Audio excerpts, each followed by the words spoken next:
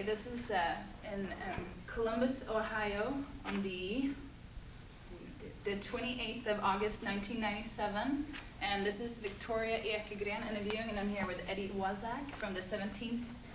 And tell me, sir, where were you born? I was born in East Chicago, Indiana, In what year? in 1924. Tell me about your dad. Well, my dad was, I would say, a pretty clever guy. He was in the contracting business before the Depression. He was pretty much self-educated in those times. If you went through grade school, you probably reached your peak. But he spent some time at sea as a very young boy, and he seemed to learn a lot of mathematics and geometry and trig, and also a lot of handicrafts, machinist work and things like that. And he always would spend a lot of time with us making toys, and growing up during the Depression, there wasn't a lot of money to buy stuff like kids do nowadays. But my father always managed to make things and keep us interested in, in fishing and gardening and all sorts of things. I've gardened since I was maybe 7 or 8 years old. And part of it was out of necessity during the Depression. Gardening helped put fresh food on the table. How about your mother? Well, she was, I would say, pretty much typical mother of those days.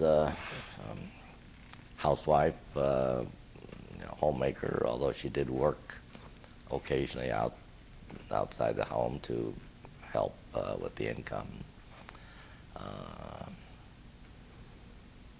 She probably suffered more during World War II than I did, from worry, and she always tended to think the worst, what's going to happen. And I know she mentioned to me while I was in a prison camp, initially I was missing in action for a couple of months, and then because of the lack in timely communication, she'd see the pictures in the newspapers, like Chicago Tribune, all the bodies of the Holocaust victims, and obviously she kept looking to see whether she could see me in those pictures. But in the end, it all came out well. So how do you think World War I affected your parents in your childhood? World War I? Mm-hmm. Well, my father was in the war, World War I. Although he did not serve overseas, he served 2 hitches, both in the States, and he was, I would say, pretty much pro-Army. The Army's good for you, make a man out of you, and this kind of thing.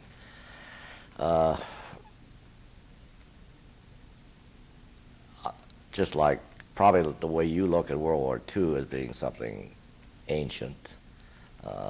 I was born in 24, which was only 6 years after the war ended, but as I grew up, say in grade school, it seemed to me that World War I was a long time ago. But I think it generally had not much of an effect on American people, because it was something that was over there, Mm-hmm. And after it was all over, the boys came home, and it was pretty much the end. But in my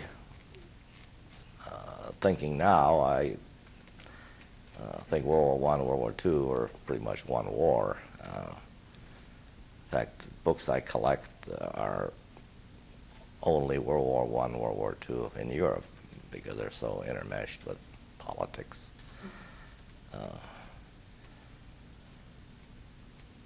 That's about all I about when the Depression hit? I know you mentioned the gardens. What are some other ways that the Depression affected your family? And Oh, well, my father was in the contracting business, and just before the Depression, there was a tremendous boom in construction, and he was doing very well as a child of, say, 3 or 4 or 5. I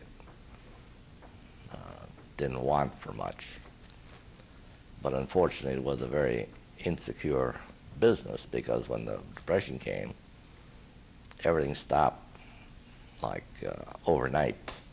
Half-built buildings, homes, cities, and a lot of my father's work was done on credit, you know, and these companies went bankrupt. They didn't pay my father. My father couldn't pay his help, and there were, I'd say, 2 or 3 years where we had a very lean life. I would compare somebody on welfare today as being wealthy, because I remember we lived, and I don't know, it's hard to remember the time span, but I would guess, say, 2 years we had no electricity. All the heat was wood fire, wood-fired heat, or some coal. Very little. There was no welfare. I mean, they had some welfare, but it was very meager, mostly surplus foods that the government had, and they would pass it out. And my father worked wherever he could, here and there, but there was just no steady work until, I would guess, until FDR got in and with the New Deal and WPA and started the economy rolling, and then things picked up real well. But the Depression was, I would say, on maybe 20, 30, 40% of the people, was very difficult, very difficult. do you have any brothers and sisters? Yes, I had 4 sisters and 1 brother. And where were you in the scale of? I was the second one. I had an older sister, and then my brother was after me, and then the rest of the girls were after him. He was about 5 years younger than I was, and he served in Korea.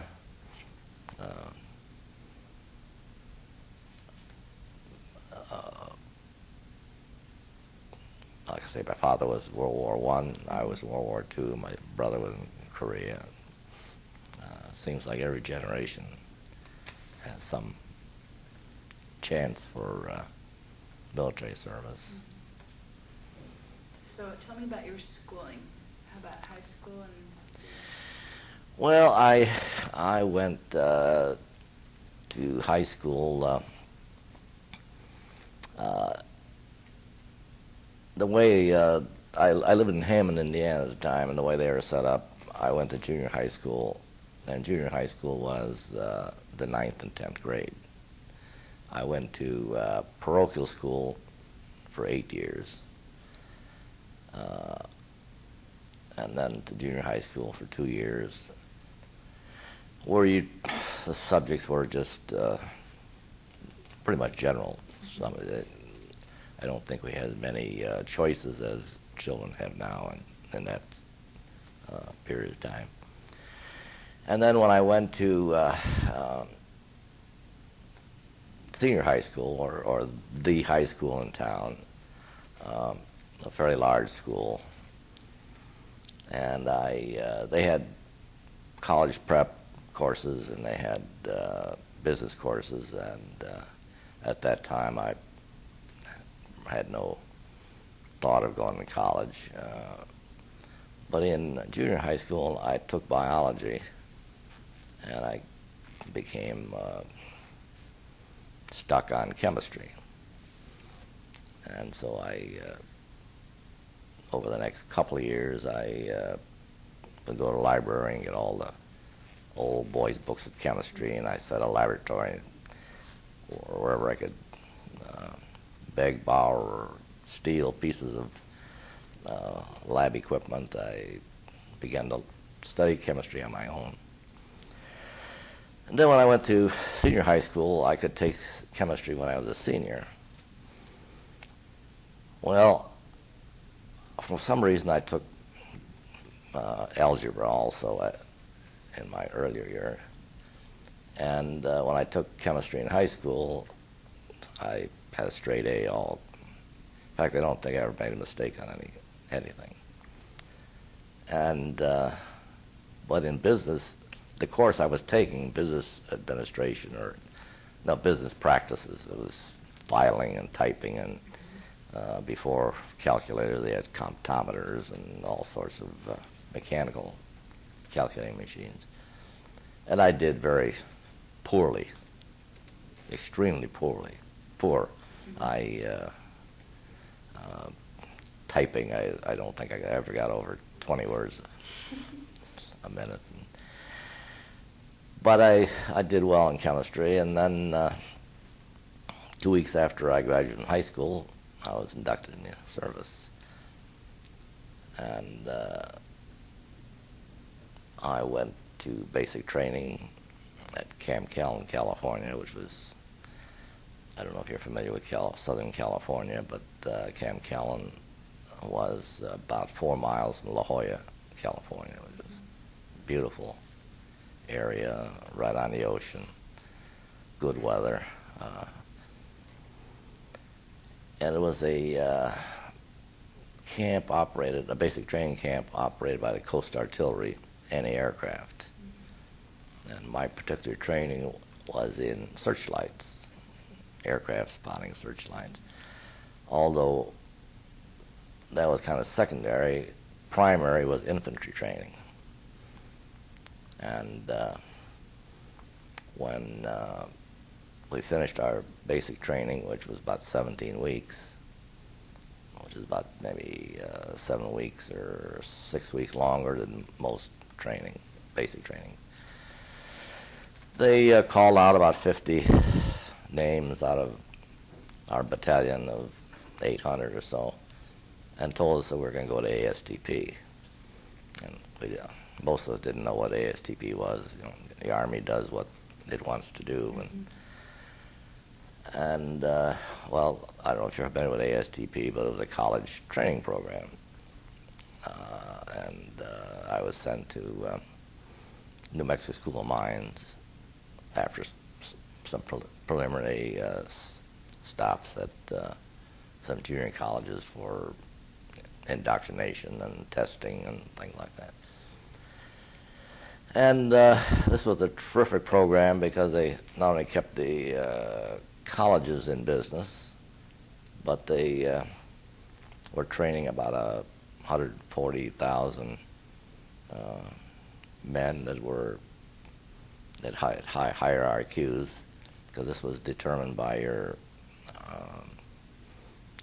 Army comprehension test that they gave. In fact, somebody was saying at the breakfast today that he had a choice of going to OCS or to college, and he chose college because he wanted to get a degree, and you get a commission after you graduate. Unfortunately, the Army always changes their mind, and halfway through the first semester, they canceled the whole program and sent everybody to the ground forces. I was at New Mexico School of Mines, and the entire school came to the 12th Armored Division. And most of them to the infantry. I got into the 17th Armored Infantry Battalion. So, how old were you when you finished high school? I was 18. My birthday's in November, so I couldn't start first grade. They had no kindergarten those days. Mm-hmm. Couldn't start first grade until you were 6. Okay.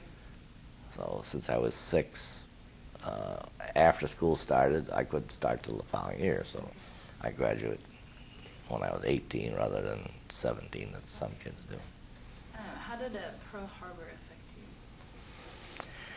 Well, I remember going with a friend of mine going to a movie on a Sunday, right after lunch, coming out of the movie and finding out that Pearl Harbor was bombed. And Pearl Harbor was like someplace on the moon or someplace. We were not as knowledgeable or sophisticated as people are nowadays with all the media that is available. I would say when I went to the Army at 18, I was probably as sophisticated as a 12 or 13-year-old boy is today. I was small. I weighed about 110 pounds. Not a poster child for Uncle Sam wants you. But there were a lot of them like that, and you went into an Army group with 18-year-olds and 20 years old and 24-year-old and 30-year-old, all the way to 38, I guess. So you had a cross section. But going back to Pearl Harbor, it was remote and obviously posed some concern, but at that time I was still 2 years away from graduating from high school, so you didn't know if the war was going to end in 6 months or 3 months, or. But then the school quickly mobilized. Instead of playing volleyball or basketball, all gym classes were calisthenics and close order drill, preparing the boys for the service. There was less free time. They even changed the curriculum some by requiring more math and science. Some of the teachers were in the reserves, so they quickly were either recalled or else were used to try to bring a little training into the high schools. And then as we got closer to graduation, then some of the boys even left school before graduation and joined the service. And others waited until they graduated and then went into service. How did you feel about the war? Did you know that you wanted to join? Well, I think everybody wanted to join. I think my greatest fear, was that I would not be accepted. As they say, I wasn't one of the big guys in the school, and I really feared that I would not be accepted, but no problem there at all. I don't remember that there was any concern about going into the service. At least I didn't have any. I kind of liked a lot of parts of the Army. I always liked the outdoors. I always liked fishing, hunting, shooting, camping, and the Army lets you do a lot of that stuff. So I kind of enjoyed it.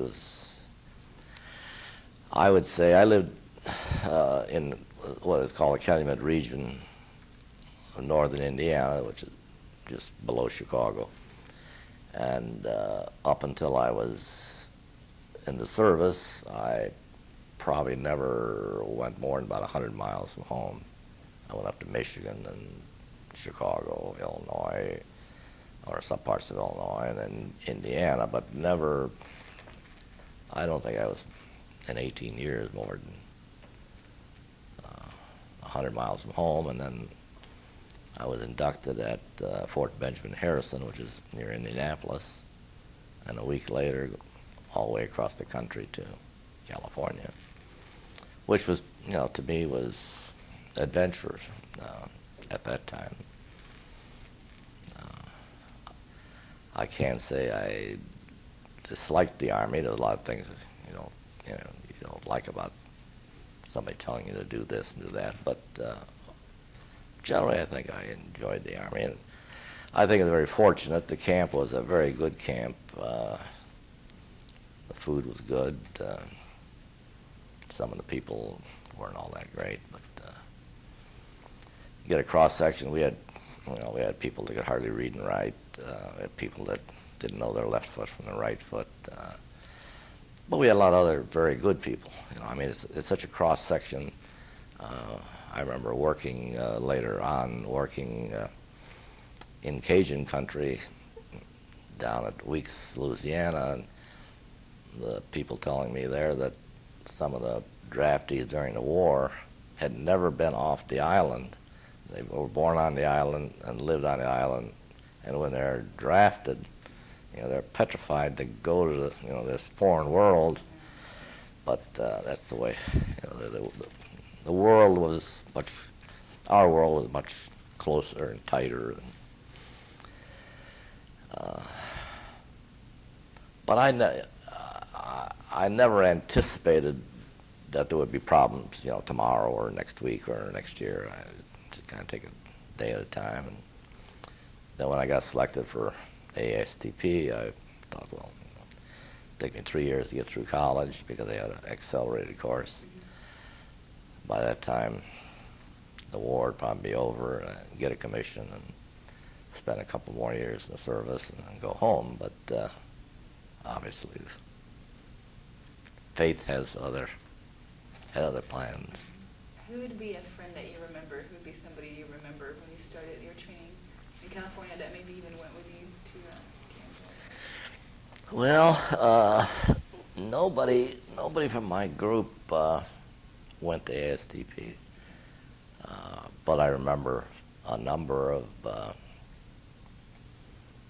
couple of people. You don't get to know a lot of people in the Army. You might be part of a 12th Armored Division, 10,000 people, but you hardly know more than 30 or 40. The people you can see.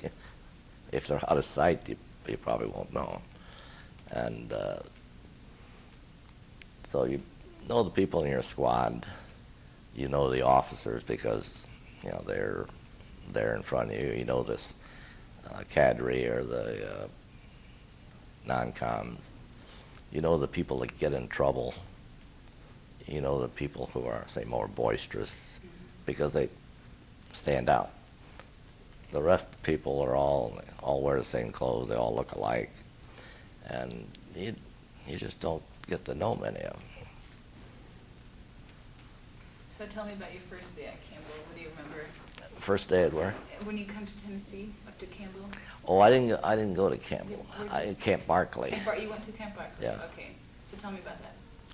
Well, we were at New Mexico School of Mines, and the school had about 100 military students, and I don't know, 4 or 5 civilian students. That's all the students they had. When we left, I don't know what they did with the school. But anyway, we got to Camp Barkley. An officer met us as we got off the trucks. We came by train and then by truck to the camp. And before he went into his, he said welcome, but before he went into his talk, he told us to take our hats off and put them back on the left side.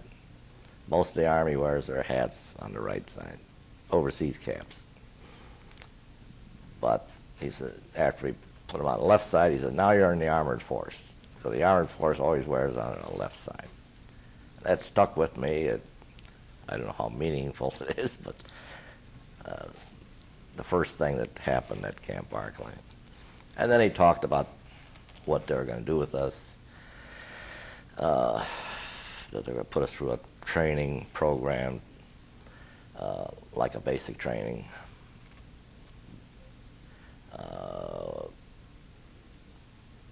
We all had basic training, but to varying degrees, because people came from diverse spots.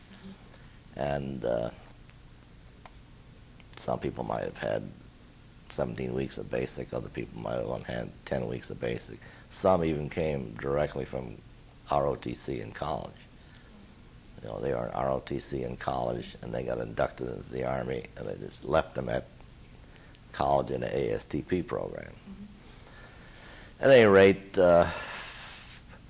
in about a week, they assigned us to various units, and some of the people in talking have mentioned that they were interviewed and asked if they want to be in tanks or in artillery. I don't remember that, and I don't. Something I probably just forgot. But all I remember is being assigned to the 17th Armored Infantry, Company A, anti-tank platoon, 1st Squad, and that's where I stayed until Hurlesheim. What do you remember about the town Abilene when you first saw it? What do you remember thinking? I didn't have much of an impression of Abilene. I didn't go there very often. For whatever reason, I don't know, I didn't spend much time outside of camp. If I had one day, like a day off on Sunday, with a couple other people, I'd stay in camp and do something. Occasionally, I went to Abilene.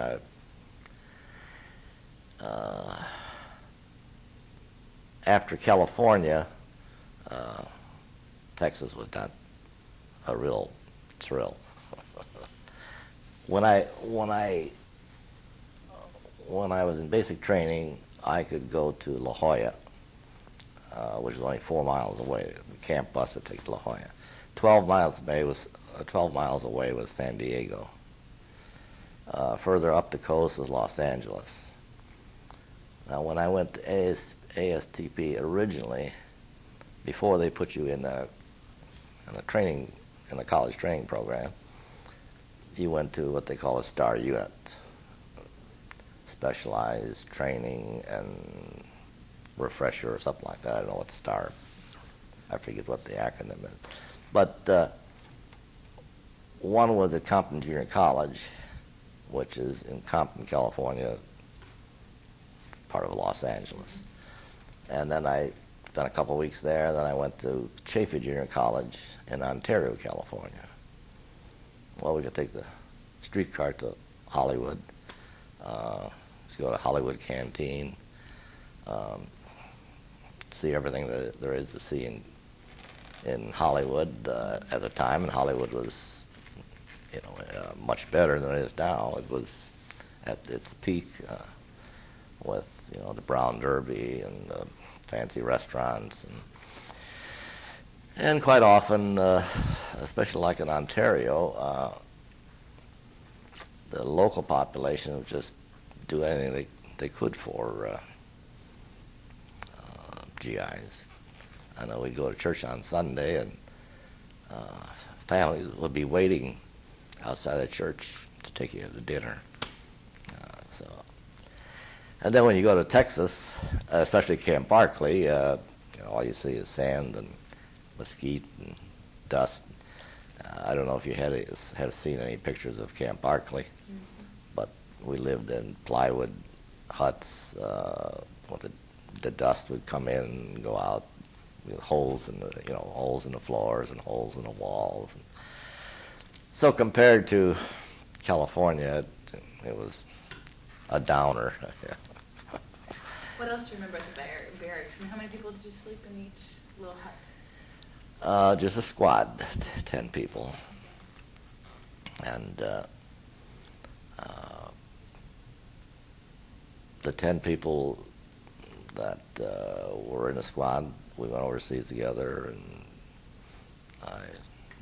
I know where I remember every one of them, and remember very much, what they were like, and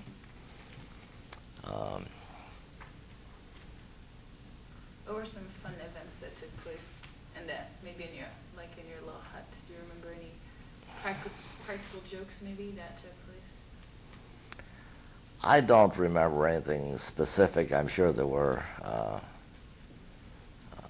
because this is almost a necessary part of military life. And again, we had, let's see, 1, 2, 3, 4. I think we had 4 or 5 ASTP men in the squad, and the balance were older, more experienced, members of the 12th who had been at Camp Campbell and been in the Army 2 or 3 years. How was it for you coming in as a new recruit for the 17th and trying to, how did you ease in pretty easily, or how did it? I did not remember having any problems. There was some animosity. They used to refer to us as quiz kids, and there was some animosity, but most of it, I'd say, evaporated within a week or two. Because I don't remember any real problems we had. People that had problems, they have problems all the time anyways. I mean, it's, I had no real concern about. I fit right in, and I think I fit right in, and I got promoted to PFC, which I didn't expect, fairly quickly, and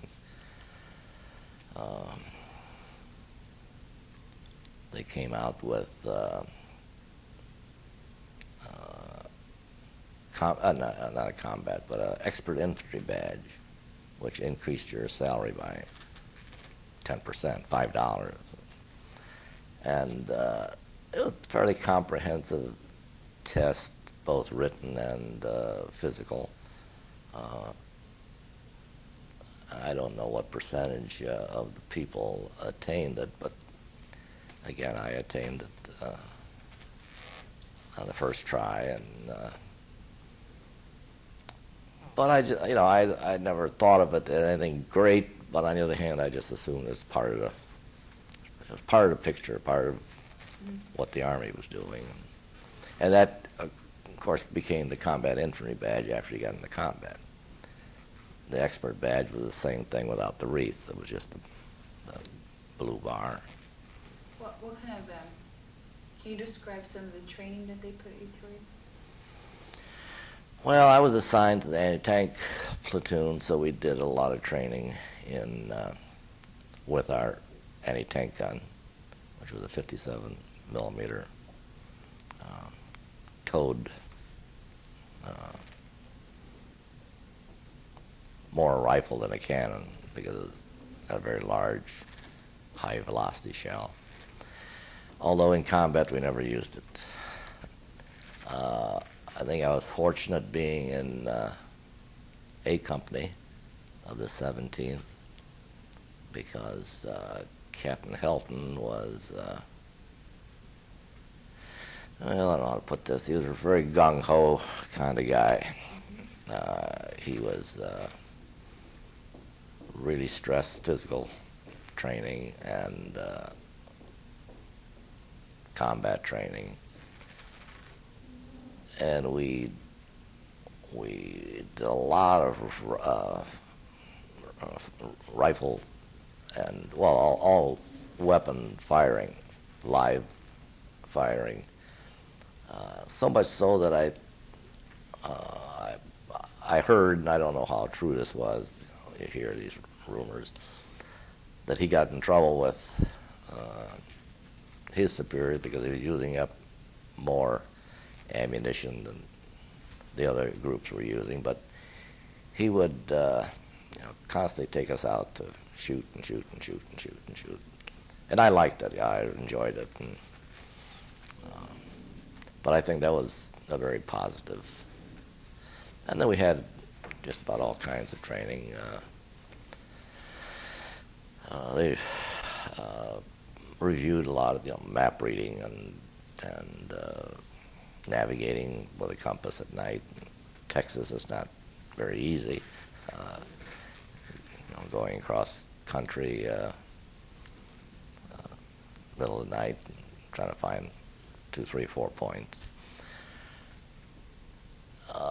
And all the first aid and everything else that comes with Army training. I think the ASTP people made excellent soldiers, most of them. I think they probably was a waste, but as far as the military is concerned, you got a rifleman. I guess some people say, well, anybody could be a rifleman, but I think a rifleman that thinks is better than the one that just does things by orders. And I think it proved itself out, throughout the rest of the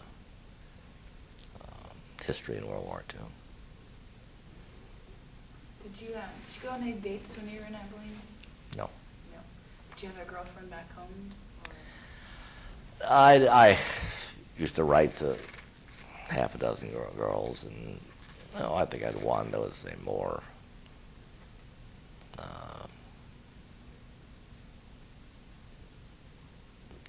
more closer to than the others. But no, I didn't. Were your parents worried about you when you were down in Abilene? What did they think about you joining the war? Well, my mother always felt that I was much too young to go to the Army, and my father didn't think so, because he was only 18 when he was with the Army. So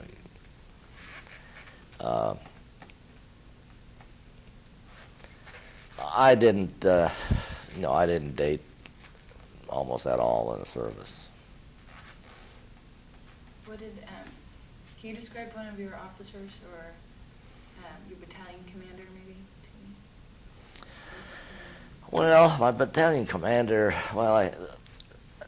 that post changed a couple times, and I didn't really know the battalion commander very well until Herlisheim.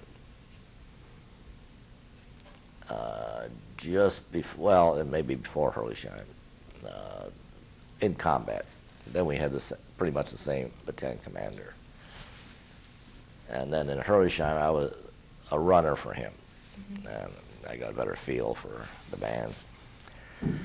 And I think he was a very good man. I think he had the concern of his men. I think he tried to do a good job. I don't know about his superiors. I didn't know them. But I know in Herlisheim he tried to pull back a couple times, and they wouldn't let him. As a result, he eventually surrendered the town. And there were only about 120 of us left in town. The other officers, like say company officers, the two that I would know the best would be the company commander and my platoon leader. What were their names? Captain Helton was a company commander, and I mentioned that he was excellent.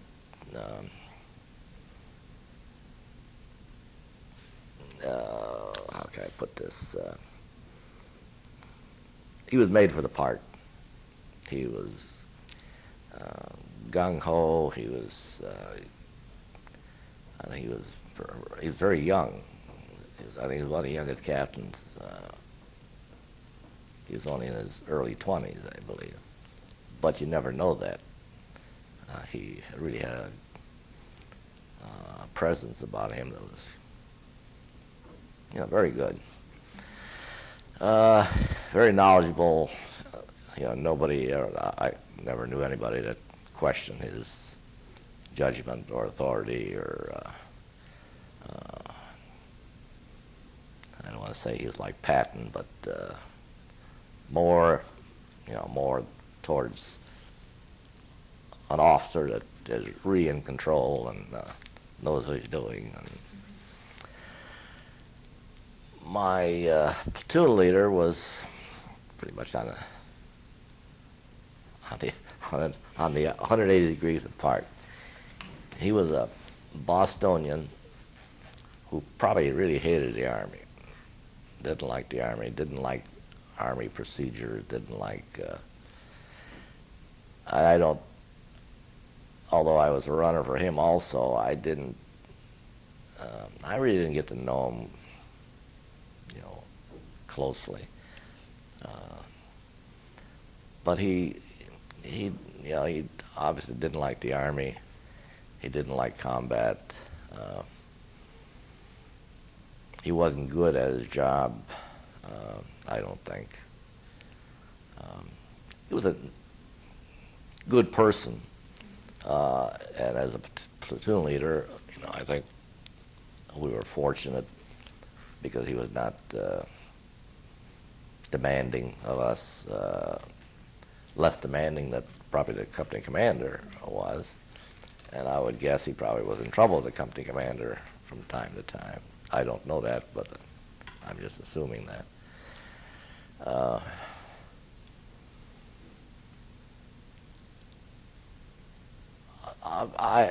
In the States and overseas in several operations, I was somewhat, maybe a little disappointed.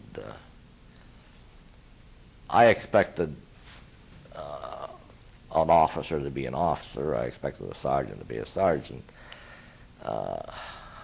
I was a private down at the bottom of the heap, and I assumed that if an officer was an officer or a non-com had a rank, it was for a reason.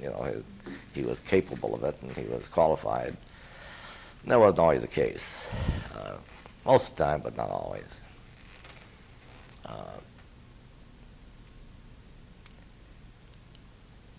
The other officers, I didn't really know them that well because, again, they're somewhat remote. In a war, it's like if you read write-ups of various people, the write-up only covers what someone can see. From this spot, you can see 20 or 30 yards out, and that's your war. Everything else, maybe you might hear something, but the only thing you know is what is actually happening. And it might be a very minor skirmish to General Eisenhower, but to the GI, if he got shot and killed, it was a very big war. And that's the way it is with, try and know people. Like somebody will say, well, you were in 12, do you know so-and-so? Well, no way. It'd be just a coincidence that you would know somebody in another unit. At least for me, I took basic training for, say, 17 weeks, and then it went to ASTP for several months, and then went to the 12th again for several months, you really don't have the time to develop long-term relationships. How long did you get to be in Abilene before you guys were called overseas? Well, the ASDP group got to Abilene in March, about mid-March. Okay. And we went overseas in late October. We got to France. Well, we went to England, and then we got to France about mid-November. So what do you remember the day when they tell you guys to pack up your gear in Barclay and go? What are your feelings? What are you thinking at that time? Go to where? When you were going up to New York? Oh, from Barclay. Well, it's not a thing that happens. You know, somebody walks in and says, like they do in the movies. You know, everybody's laying around and playing cards or something, and somebody walks in and says, "Okay, we're leaving in 15 minutes." It doesn't happen like that. You know, over a period of several weeks, they began giving leaves to people who did not have leaves or furloughs for some time. And I got a furlough to go home. The first one, since I was in the service, it was over a year. It was over a year. And then the training starts changing a little bit. We went more into endurance training. We used to run. To run 5 miles before breakfast every morning. And if we didn't do it in less than 55 minutes, we'd do it again. And then the equipment, we began packing our equipment up and sending it away. And this takes weeks to do. And I don't know. I can't remember being concerned about it. It's just another adventure in the Army. And then we boarded trains and went to Camp Shanks in New York. Did you get a pass to go to New York also? No. Well, I don't know how come. I think so. I think I didn't want to go to New York, and I don't. It turned out I got guard duty, and it was a hurricane night. The tail end of a hurricane was coming up the East Coast and hit New York City. Mm-hmm. And the people that did go to New York City, a lot of them were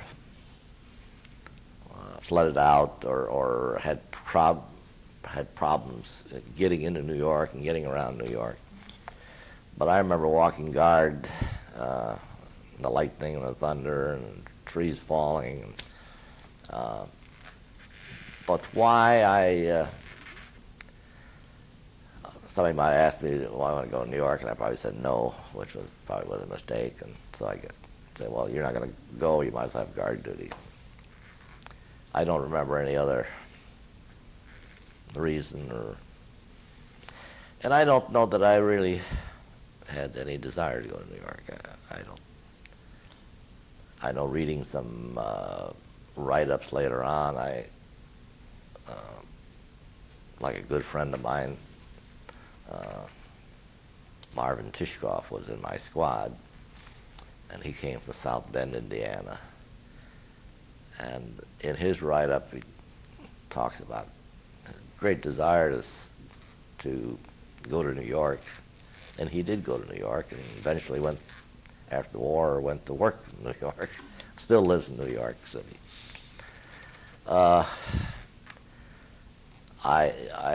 For some reason, New York didn't impress me. London, now that was a different story. I really enjoyed that 3-day pass in London while we were in England, and I really enjoyed, so much so that I think I've gone to London maybe 100 times since then. How about the boat ride over? What boat did you go over? Well, we went on our entire unit went on the Empress of Australia. The British liner that was originally German and was taken from Germany as reparations during World War I. It was a terrible ordeal. It was one of the worst ordeals in my Army history. We were on E deck, which was five decks down, and it was just about the waterline. Being a British ship, we slept in hammocks that we strung up every night in this low ceiling stateroom. Ventilation was poor. The food was atrocious. People complain about Army food, but British food on a troop ship was atrocious. It was rotten. Anything that was like meat or was actually rotten. It was, and I probably ate mostly the bread, which was good, the freshly baked bread, and one orange a day that we got, or an apple or something like that, and chocolate bars we could buy at the PX. And I think it took us 11 days to. There was some rough seas, so a couple days people were getting seasick. As long as I stayed prone, it didn't bother me. But it was a. I remember an incident. For some reason, I was walking on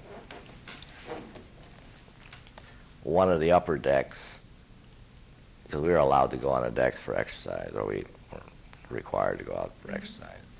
But there was so many people on board that there was not very much space, even for walking around, and there was certainly not enough space for everybody to sit down on the floor.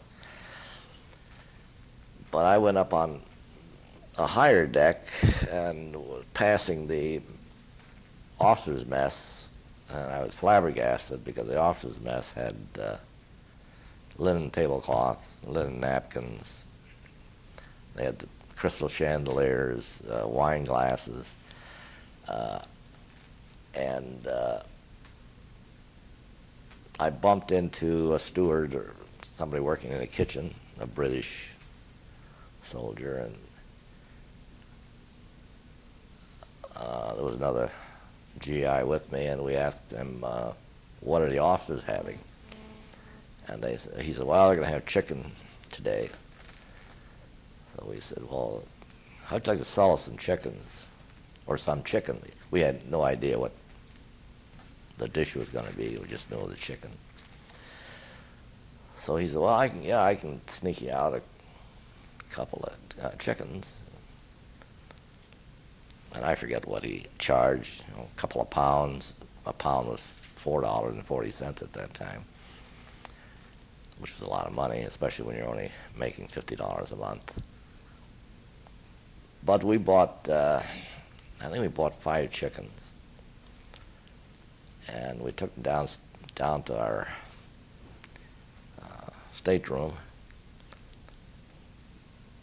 and they were just cooked chickens.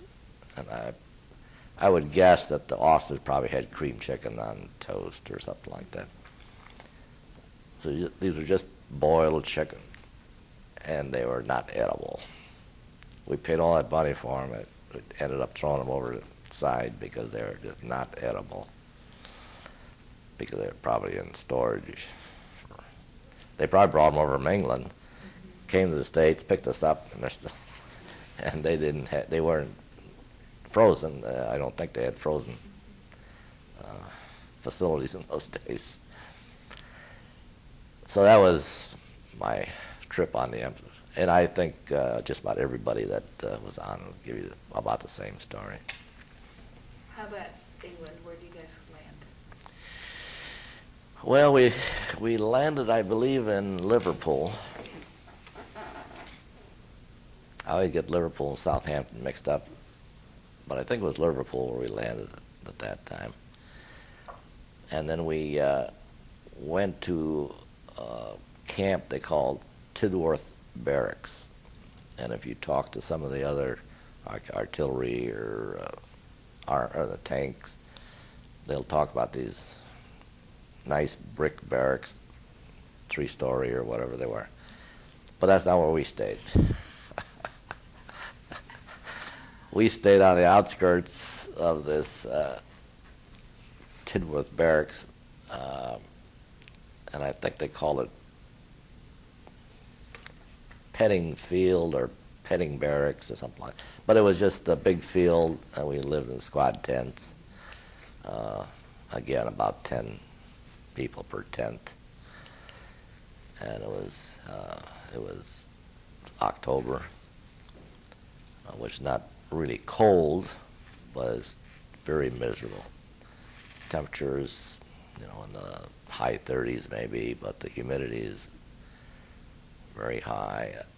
The British, I know they issued us, the Army issues you 2 Army blankets, which you carry with you, personal issue. But I think I had 5 more English blankets, which are real heavy, white or gray blankets, and I was still cold sleeping on a cot. I mentioned I got to London, and but I didn't get to many other places other than we had to outfit our half-tracks. When we got them overseas, they allowed us to put extra racks on to hold our baggage, so to speak, our sleeping bags. And so we had to go from Tidworth to another town to get them welded on. And on the way, we'd always look for the bakeries and buy all the bread and pastry we could and bring it back to the tents. And we really enjoyed that. And then they had the like a canteen where they always served tea and cookies, donuts, and in general, I always enjoyed my stay there in England. I enjoyed thoroughly, other than the cool climate and wet. It was wet almost all the time. How about encounters with the British people? Did you have any? I would say I only have the best remembrance of the British people.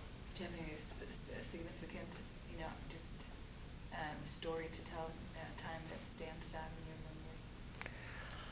Well, I'd say there's nothing really unusual other than they were always very friendly. I know we went to London, they put us up in sleeping places, and they had a number of these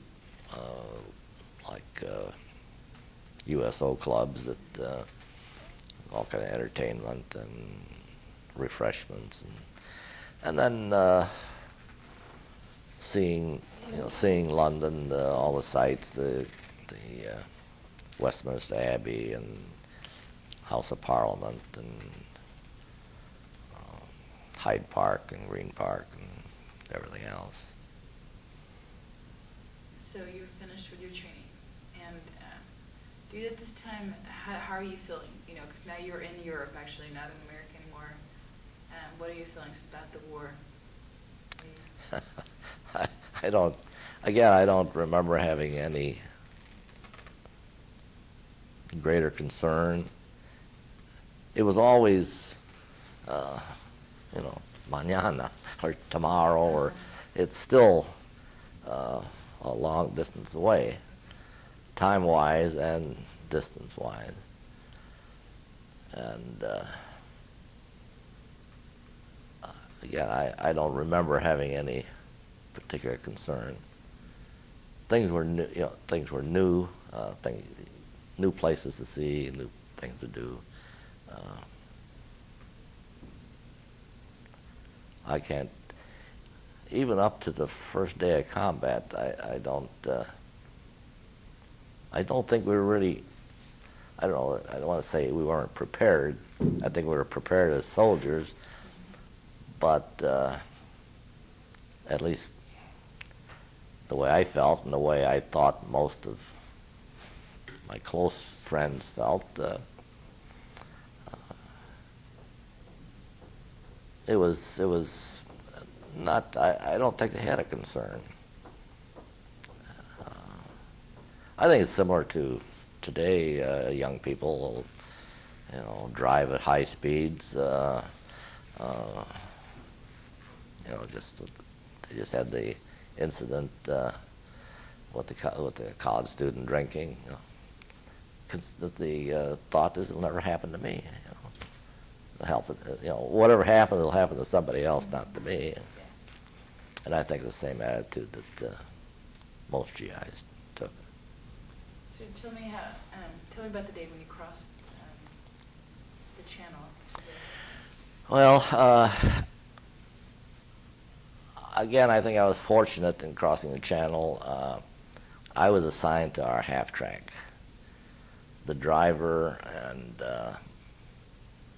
myself and I think 2 other people went with the half track in a LST. So we boarded after dark, and the LST was a luxury liner compared to the Empress of Australia.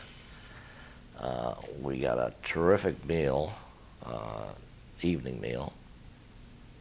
I remember it was something like steak and all the trimmings and ice cream and pie and then while it was still dark in the morning, I think we had a breakfast.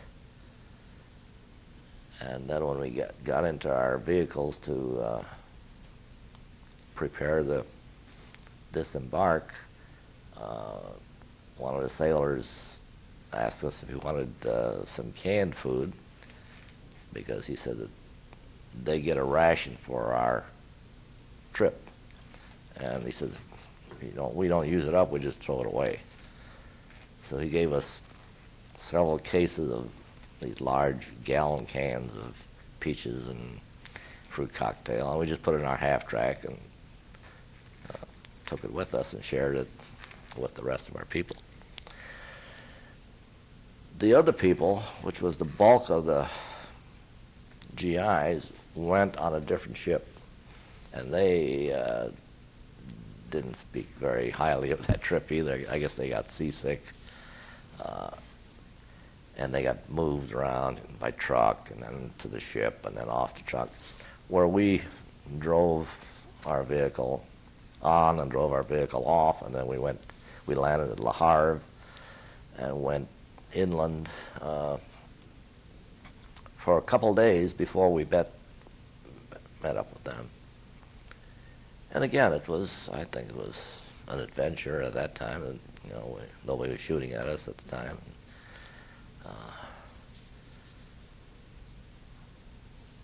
I don't remember anything very unusual. The 4 of us kind of enjoyed being on our own. I don't know how many vehicles were in our group. There were some tanks, but then after we landed, they went their way. We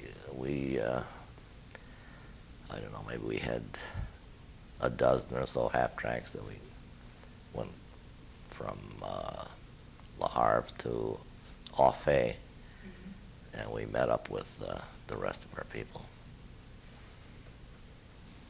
The French people, how are they greeting you? How are they, receiving you compared to them? Was there a different reception towards how the British had accepted you? Yeah, I think so. I really didn't. I didn't have much to do with civilians in France. I see some of them. I didn't get the warmth that you got out of, the British. whatever they did, they gave you the impression we're glad you're here. I didn't always get that from the French, but then, maybe I just didn't understand them. And I didn't, like I said, I didn't have much contact with them. The few places we had contact with them, in some towns we were billeted with some French, families. I know in one town my squad was billeted with 2 older women that were school teachers, and they were very nice. We would supply them with flour and sugar and everything we could pilfer from the kitchen, and they would bake cookies and cakes. But we were only there for maybe a week or so, and they were very nice. But I couldn't speak French. This friend, Marvin Tishkoff, he had high school French. He could get some, communication, but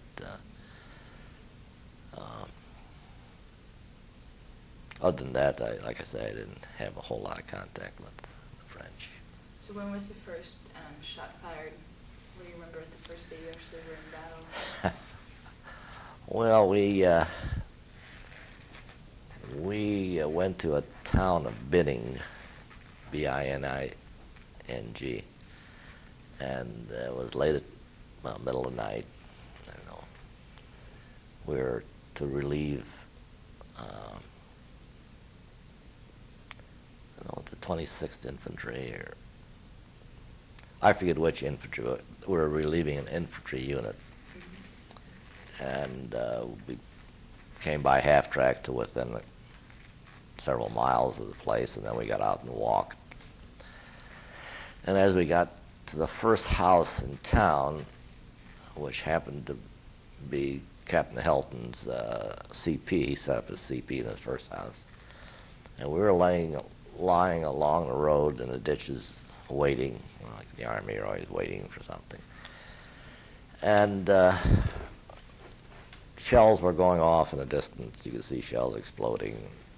But again, they were in a distance. There was, no real concern. And we were to my squad. We were to go to an outpost that somebody was setting up to the left of us. As I say, it was dark, and it's really dark because there's no lights at all in an area like that. And somebody came, one of our people came, up Private Shortridge, and he was supposed to direct us to this outpost. And with us was our platoon sergeant, Sergeant Bixby, a very good man, very much older. I think he was gray-haired at that time, although it probably was premature gray because he couldn't have been, he had to be maybe 40 years old, 38, something like that, maybe even younger. But to me, he was an old man. At any rate, we started moving down this street, a small country town, and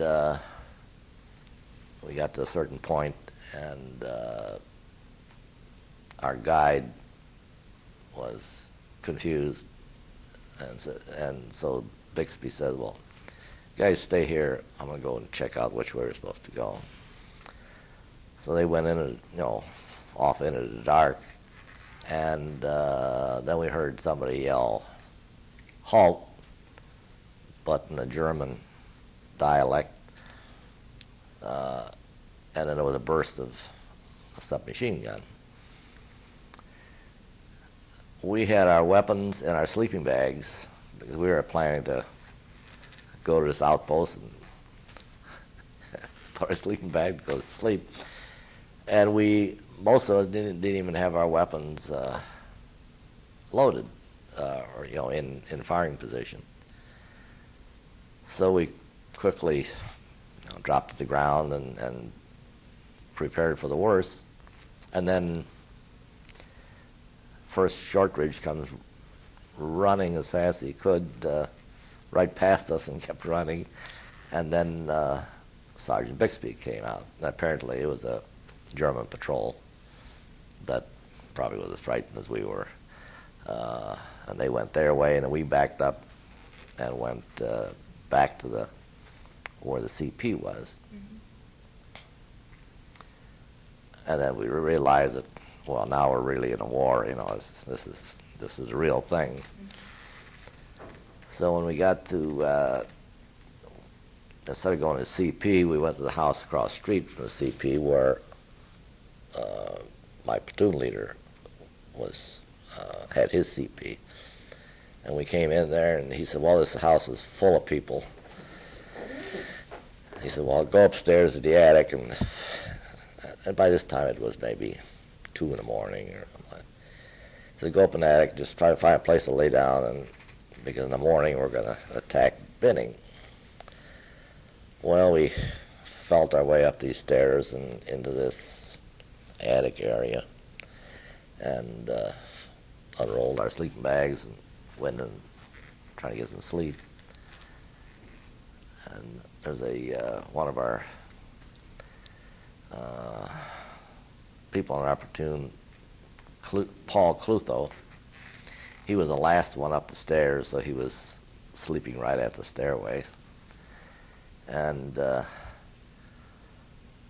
don't know whether we slept for half an hour or an hour, and all of a sudden the Germans start shelling the house, and the tiles off the roof were flying every which way, and everybody ran down the stairs except Paul. The sleeping bag had a big zipper, which if you zipped it all the way up, it would open up, like an emergency.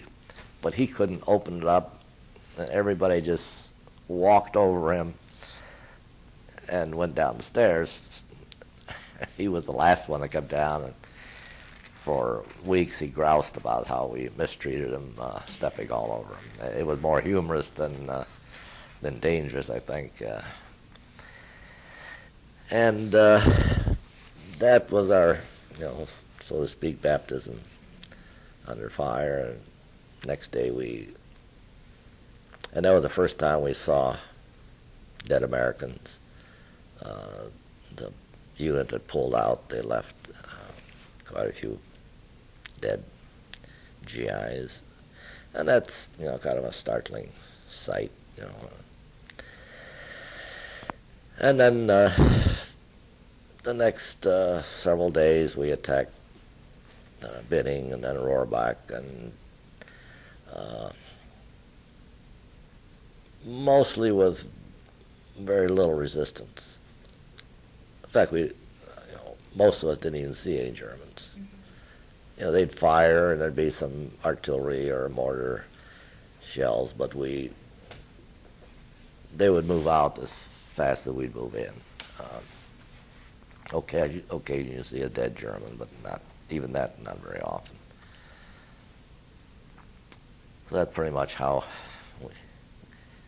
and after a few days, it's, I don't really want to say it's commonplace, but at least you're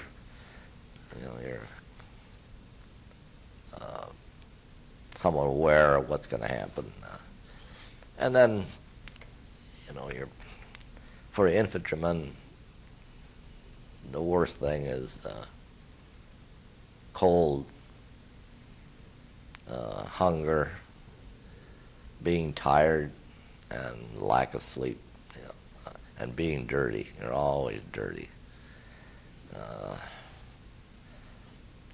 So you don't wash or shave for days on end, and that's, it's the thing about the Army is when you're in combat, you're dirty, and the minute they take you out of combat, they start yelling at you to spruce up,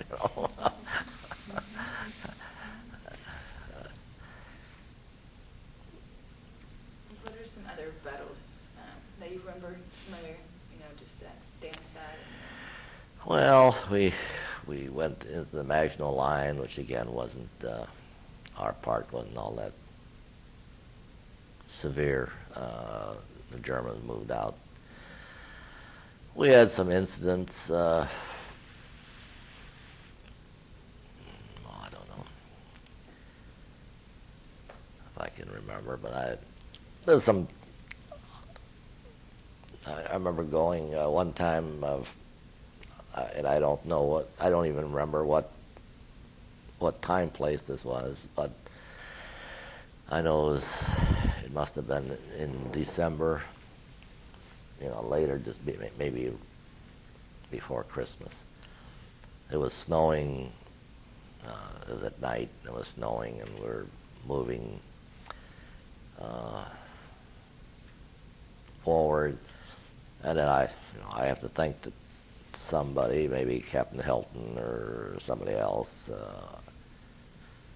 saw a chance to give us a break, and we went down into a chalk mine, down a very steep stairway, suspended stairway, I remember, and it was damaged. It was very difficult to get down there with all your equipment. But once down there, it was wonderful. It was warm, and you could take your shoes off and change your socks and eat. They had a lot of rations there, and they had I believe they had a couple of wounded people there. I know they had one GI, and he was not from our, from the anti-tank area. He might have been from artillery. But he apparently was, I don't want to use the word shell shock, but he was ranting and raving on the radio, like if he was on the radio. And he apparently was, at least what I remember, and I don't know how accurate this was, but he apparently was calling artillery.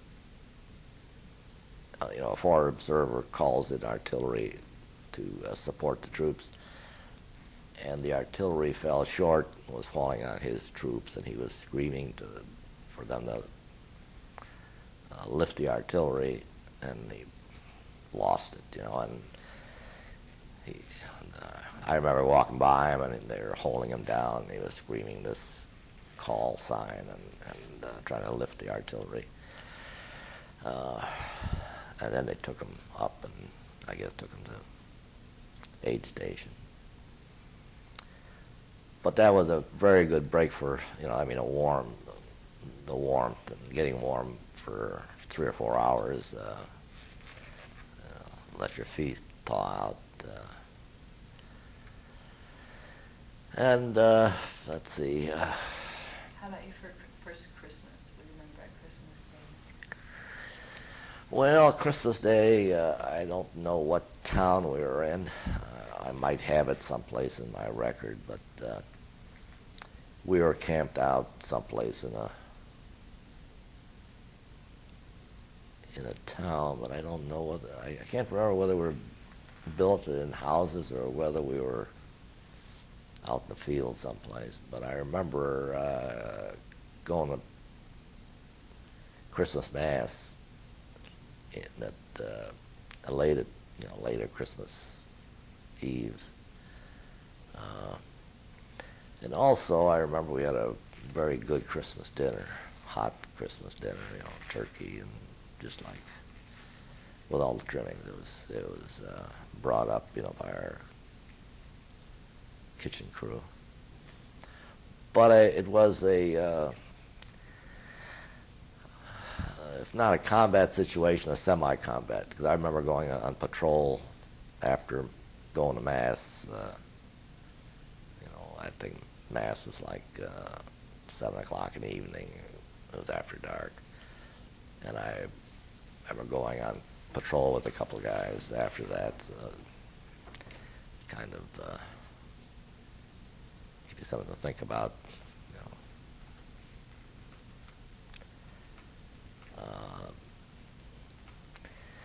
And that's about all I can say about Christmas other than we got some, we got some parcels that from home, and I used to get a lot of mail from a lot of people and a lot of parcels. So I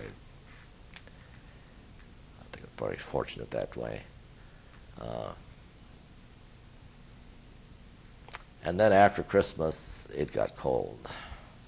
I mean, if it was cold at Christmas, then it really got cold. And continue to freeze your feet. And again, living like an animal in the hole, in the cold all the time. If you got 4 hours sleep a day, you're lucky, and you're always exercising, you're always running.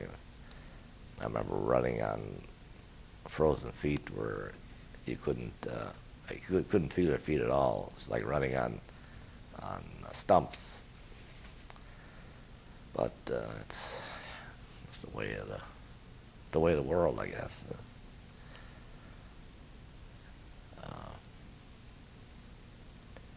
How about Herleshheim? What do you remember about just getting there? Well, we were in a reserve in a small town. We were built in a reserve, and then we were told we're going on the line again. And that I'd say if there's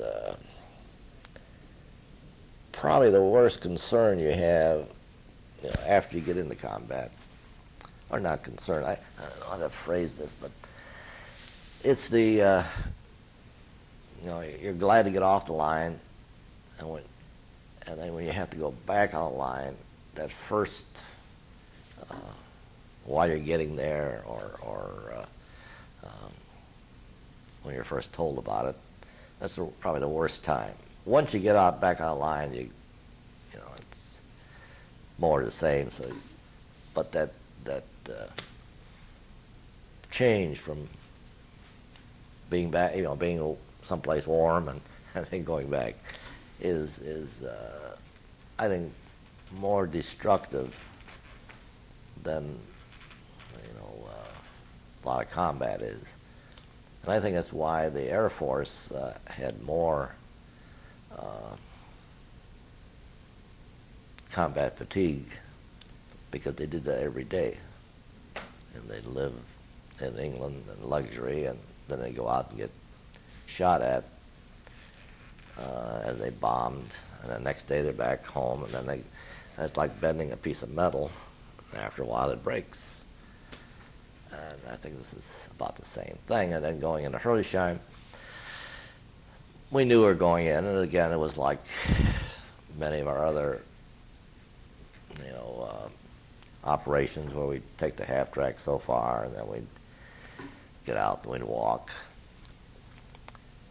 And I don't know how it happened or why it happened, but somebody told me that I was going to be a runner for Major Logan, the battalion commander. Again, I never questioned the Army. They told me to do something, I did it. The other one was Bill Funky. I don't know if you know Bill Funky. And he and I were runners. And we went, as we got to this starting off point, some officer, I don't know who, probably a battalion officer or some aide, told us, well, stay here and somebody will come and get you. Meanwhile, the battalion started moving out. One man on each side of the road, every 10 or 15 yards, spacing between men. And they kept moving out, and we sat there. Maybe, I don't know, maybe half an hour, maybe 45 minutes, maybe even more than that.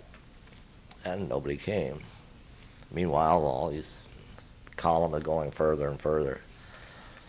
And then a Jeep comes riding, screaming down the road from the front. And there's another officer, again, I didn't know who he was, again, from battalion, I assume. And he's, livid. So, where are you guys? So we were sitting here because so-and-so told us to stay here. And he said, well, that's wrong. He says, get up to the front. Well, he didn't offer to put us in a Jeep and take us there, but so we ran, and I'd say we ran for an hour to get to the front of the column. And as soon as we got there, Major Logan looked at his watch and says, okay, we're going. So we started going into Herlisheim. Well, not the Herlisheim, because it was not our objective. I think our objective was Offendorf. I think that was it. But it was, and we started out across these fields. Yeah, at first it was, no resistance, or there was some mortar fire. And then later in the morning, we got held up by a machine gun, a German machine gun, and we got pinned down, and they called for, the battalion had all the resources, so they called for some support fire. I don't remember whether it was a tank or mortars or artillery, but anyway, they knocked out the machine gun. And then somebody, I don't know whether Major Logan or one of his aides, told us to go over there and check them out. So we went up there, and there was, I believe, 3 German soldiers who were dead. And just kind of looking around, at them. One thing I noticed is that it was difficult to recognize their body shape. It was just like all their bones were broken, and it was like their clothes were stuffed with rags as opposed to limbs. But anyway, as I was looking at them, I happened to notice they have a metal canister that they wear on their belt for the gas mask. And it's, I think it's aluminum or metal with the olive drab paint on it. And this soldier had scratched his name in there. And his last name was Funky. And Bill was with me, and I said, Bill, look at this. And he looked at it, he says, and I think he was, shocked, surprised. He says, well, it might be one of my cousins. Or relatives, he said, not cousins. He said, one of my relatives. Whether he had any relatives in Germany at that time, I don't know, but I thought he was just making a comment, but... And then we, of course, continued on, and we got to, I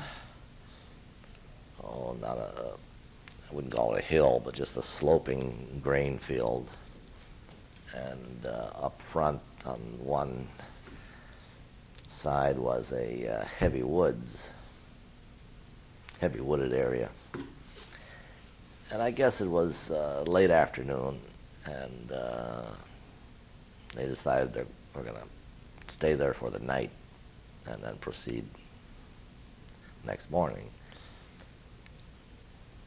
And the infantry was kind of scattered across this field, and then there were maybe 6 or 8 tanks that were maneuvering behind us to find positions for the night. And all of a sudden, out of the woods, the Germans start shooting anti-88s, and they start knocking the tanks out just one after another. And the tanks were backing up to try to get away, get over the slight rise. And there was an officer, and again, I don't remember who he was, but again, I assume he was from battalion. And he was starting to give us instructions for our units, and there were maybe 4 or 5 of us standing, and meanwhile this gun battle was going on between the tanks and the guns in the woods, and all of a sudden our group just like exploded. There was not an explosion, but what I think happened is one of these 88s came right between us, because they shoot them about that high off the ground, and they're a solid piece of steel. They're not explosive. They're going at such high velocity that they punch a hole in the tank, but they have such a shock wave because they're traveling so fast that the shock wave just knocked everybody down. And one GI passed out or was knocked out. The rest of us just shook up a little bit. So we quickly scattered and started digging in. And we stayed there the night, and I don't remember anything much after that, and I don't know why. There's nothing that sticks in my mind throughout the night.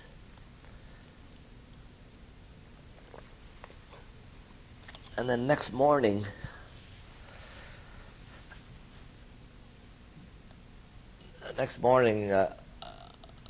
Bill tells me that I was with him as a runner for Logan, but then later in the morning, I was back with my platoon.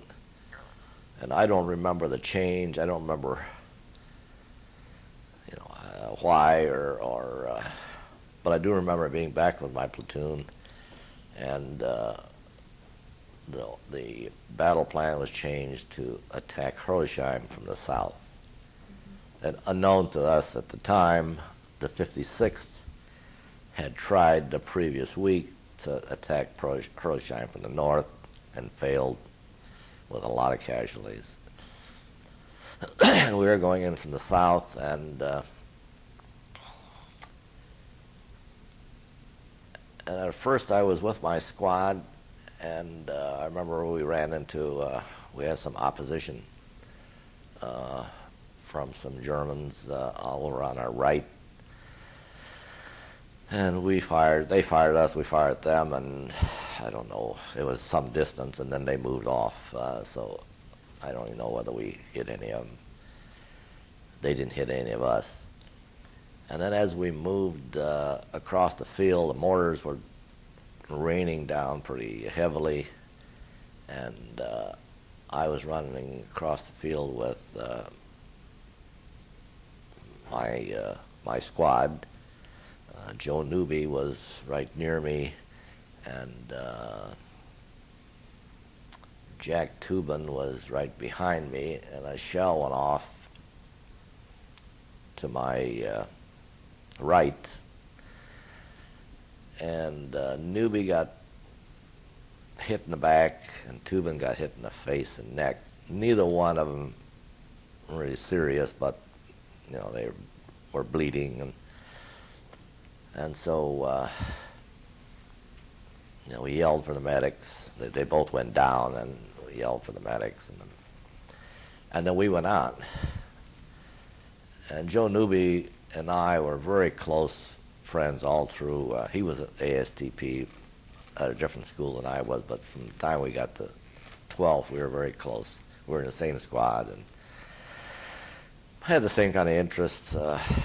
He came from Chicago originally, and so I was concerned about him, but it turned out he was not really seriously hurt.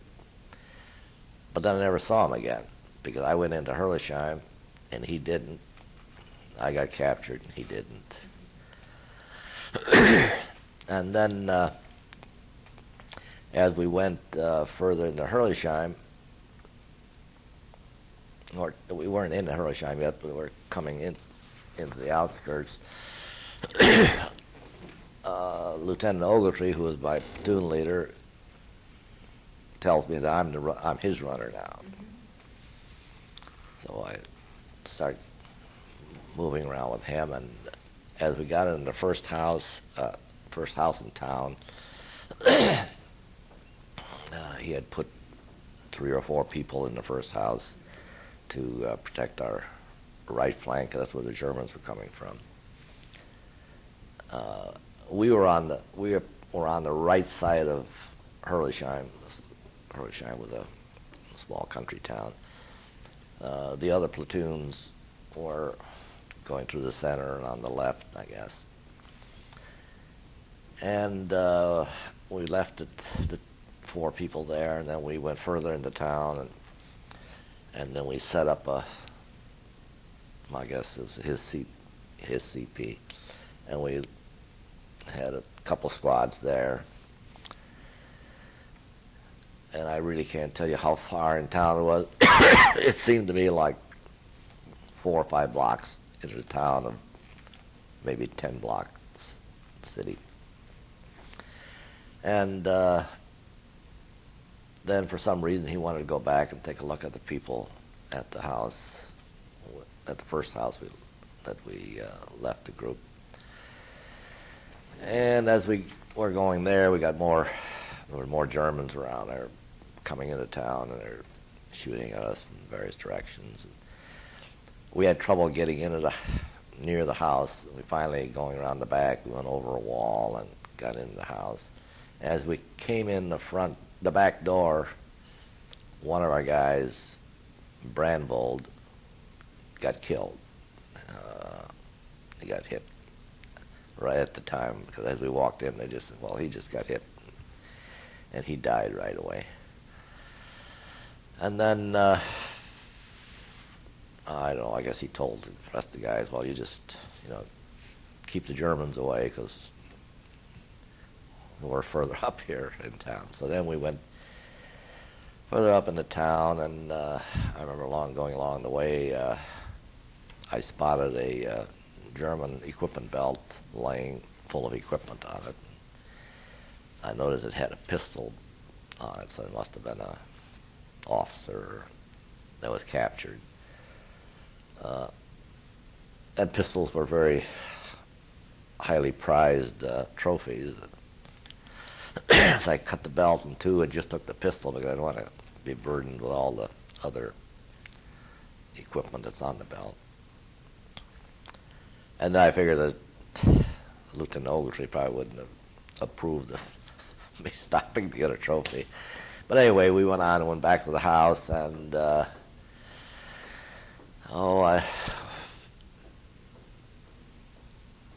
again, there's some time spans there where I can't remember what was happening, but we stayed pretty much in the house, fighting off the Germans in various positions. Ogletree was downstairs in the basement. This was I think a 2-story house. We were on the main floor up front.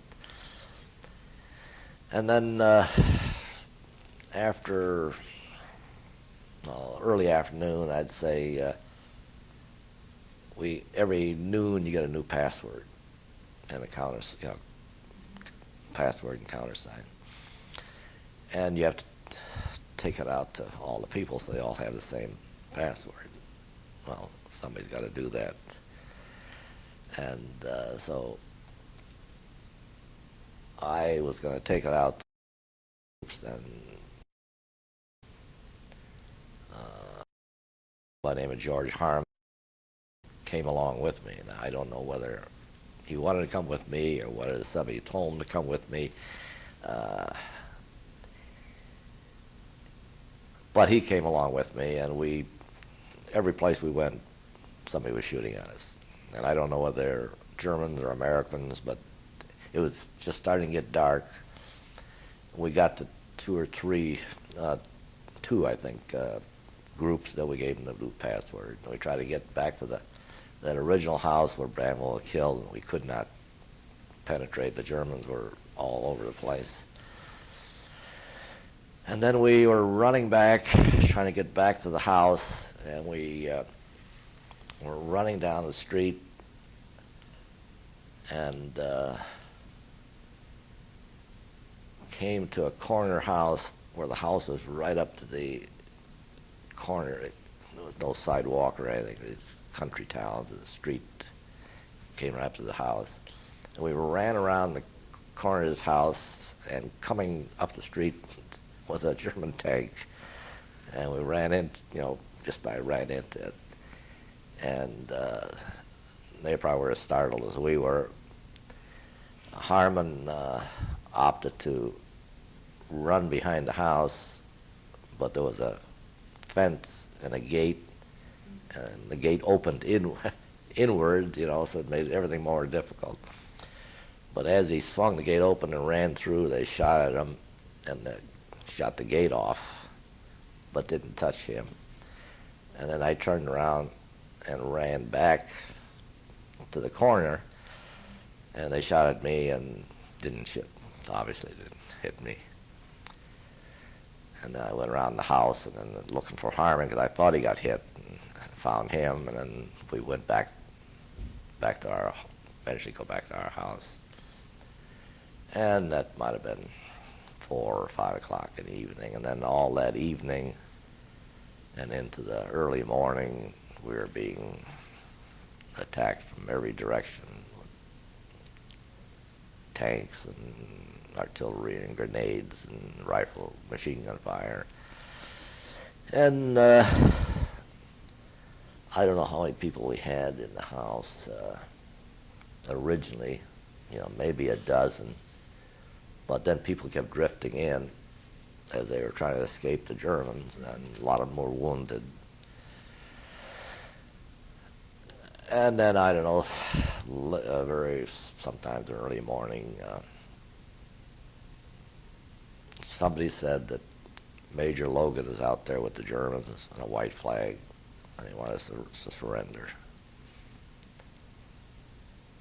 I can't remember whether I saw Major Logan or not. It's a memory I have. Somebody telling me that, but I don't know whether I really saw him or not.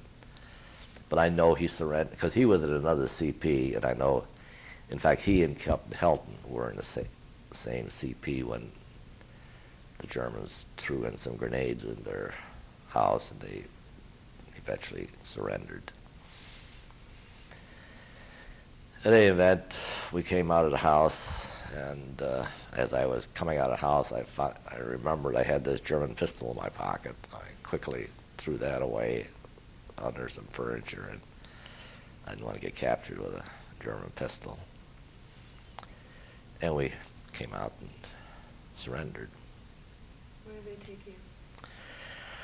Well, first they like we did when we captured, we relieved them of all their weapons, grenades and knives and ammunition. And probably the guy that had the biggest rank, a sergeant or so, he took everybody's watch.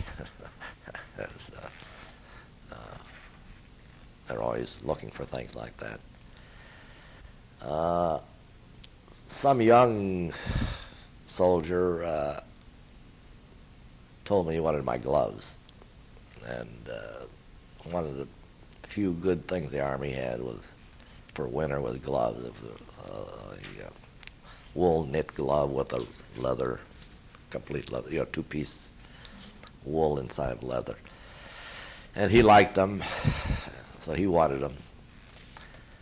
So I gave it to him, and he gave me his gloves, which happened to be kind of blue-gray wool knit gloves, but they had white phosphorus still glowing. He apparently got close to one of our white phosphorus grenades or artillery shells. And then, and I don't know, this group was maybe about the ones that could walk, because the ones that were wounded, they called out. They called all the officers out right away. There was no officers with us, just non-coms and enlisted men. And there might have been 20 of us. And the troops that captured us, they started moving us towards the Rhine. Heroldsheim is very close to the Rhine River. And as they moved through there, through what would be their behind the lines operation, they apparently were feeding their troops. And somebody says, if you want some of the food, we'll give it to you if you got a container. Well, we didn't have our mess kits or anything like that, but I took my helmet off and took the liner out and washed it out with the steel helmet with some snow, and I think it was George Harmon and I split a helmet full of barley soup, very, very thick barley and some kind of meat. It could be horse meat or a lot of dead cows that died from artillery fire were butchered as soon as they had the opportunity. So we hadn't eaten anything hot for 2 or 3 days. And then they marched, it was still dark, and they marched us close to the Rhine. And then we got to a point, and there was, some confusion. By now, we were guarded not by the combat troops, but by, what would be the rear echelon, older guys. And we got to a point, and they told us to stand here. And there was 2 tanks sitting there facing us. And of course, weeks before that, we heard about Malmedy and the killing of American troops. So that thought kind of raced through our minds, but as it turned out, there was some confusion about where we were going to go, and in a little while we moved off. And we got onto a barge. The Germans had a cable strung across a large cable strung across the Rhine River, which was maybe a half mile wide or maybe wider at that point. And they had this barge attached to it, and with a pulley, and by putting out the rudders, this barge would shuttle back and forth across the river. And that's the way they took us across the Rhine and started marching us. And we marched until into daylight.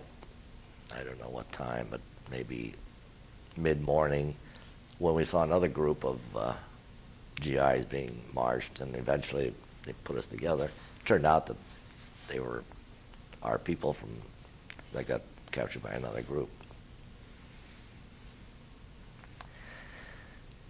And of all the concern about getting wounded or getting killed, or that never was a big concern. But being captured, it was very difficult to accept. In fact, maybe I saw too many movies as a young kid, but I couldn't believe that the Army was going to let us get captured.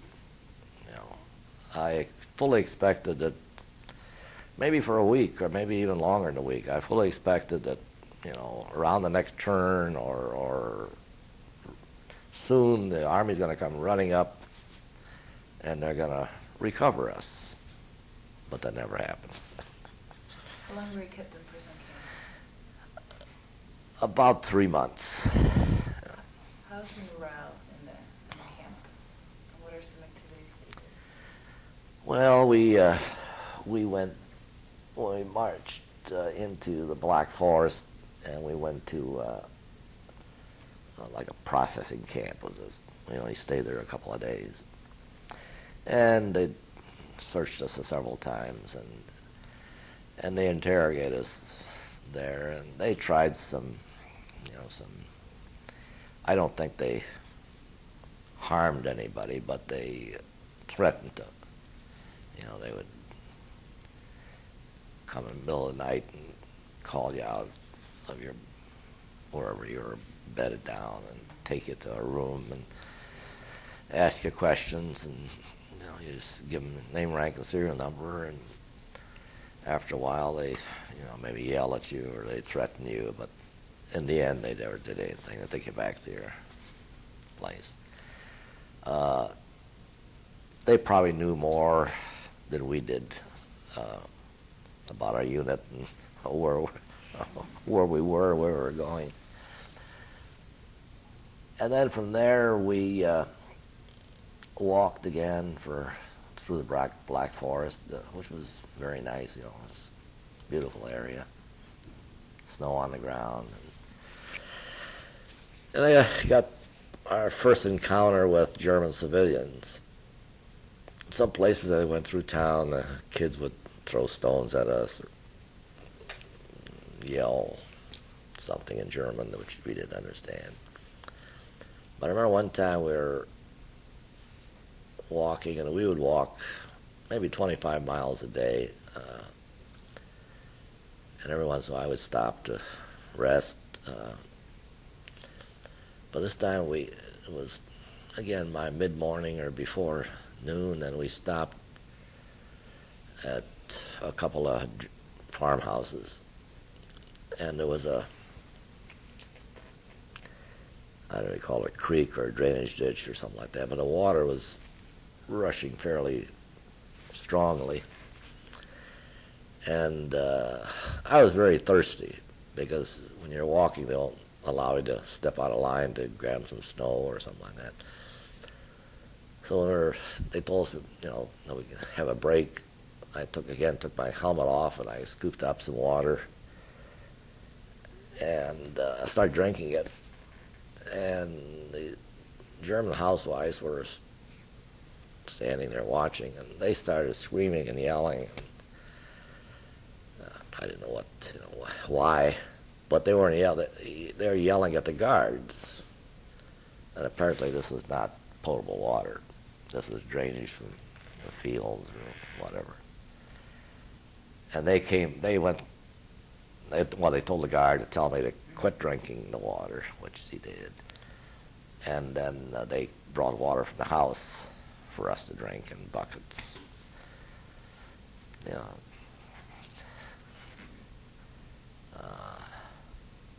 I didn't get sick from it, so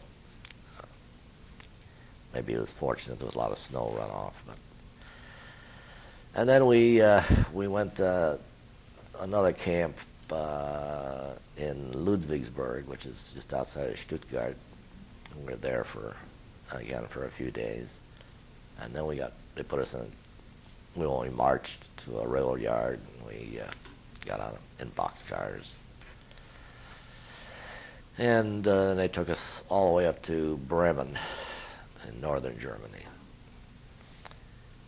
to the little town of Fallingbostel, which was Stalag 11B, a large camp with, 5,000-6,000, all nations, Russians, Poles, French, English, Americans, and even Italians, because Italy was out of the war by then, and so the Germans put some of their friends in the prison camp also.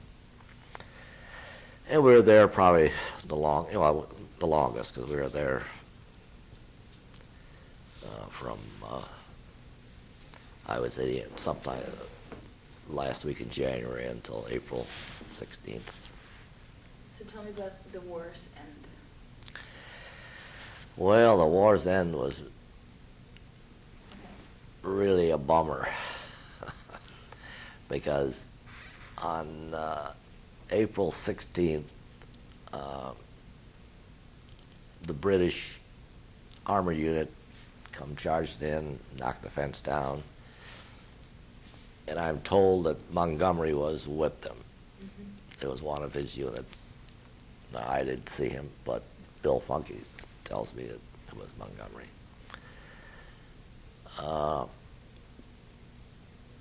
Then they dumped off some food that they had, and we also were able to go to the camp. Next to our prison camp was an SS military installations, and they had a warehouse of some kind, and we went there, and we took everything we could, and there was all kinds of stuff. There was sacks of oatmeal and cans of syrup and gold colored flatware, just like a warehouse. Crystal wine glasses, what would amount to PX supplies, I would say, perfumes. What's the German brand of perfume? The old standby, something 423. I can't think of it, but it's a well-known old-time perfume. And wallets and insignias and all kinds of things like that, which we just helped ourselves to. But then we took all this food and had our first decent meal, and all got sick from eating food that was too rich. Because in a prison camp, almost every day we got rutabaga soup, which is mostly boiled rutabagas with almost no meat. Occasionally there'd be some strings of meat, again, if they were able to get some cows or horses that were killed, and they would cook them up in the soup. We get usually 1/8 of a loaf of bread apiece. Each loaf weighed 2.2 pounds.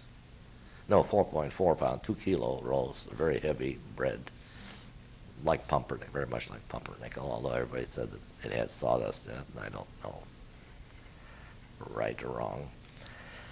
And then we used to get, in the morning and in the evening, we'd get a hot drink, which was barley water, where they roast the barley and then try to use it for coffee, to make coffee, but it makes something more like tea than coffee. It doesn't have much body to it.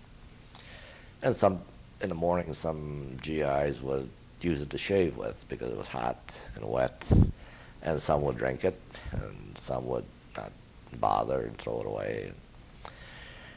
And then the only other thing that would keep you alive was the Red Cross parcels, which the governments would give to the Red Cross, and the Red Cross, International Red Cross, would try to convince the Germans to give them to the prisoners. And from what I understand, a lot of them were, if they gave 10,000 to the prisoners, they maybe took 2,000 or 3,000 for themselves, because they were pretty destitute at that time. And the Red Cross parcels had like 4 packs of cigarettes and a tin of powdered milk and a chocolate bar and some cocoa and some Spam and some cookies and some gum, and it was a box about this size. And sometimes we'd get 4 to a box, sometimes 6 to a box, sometimes 10 to a box. When you get a can of Spam, you got to cut it 10 pieces. You don't get much, but it's better than nothing. So, and then sometimes you got. The only time I got a box all to myself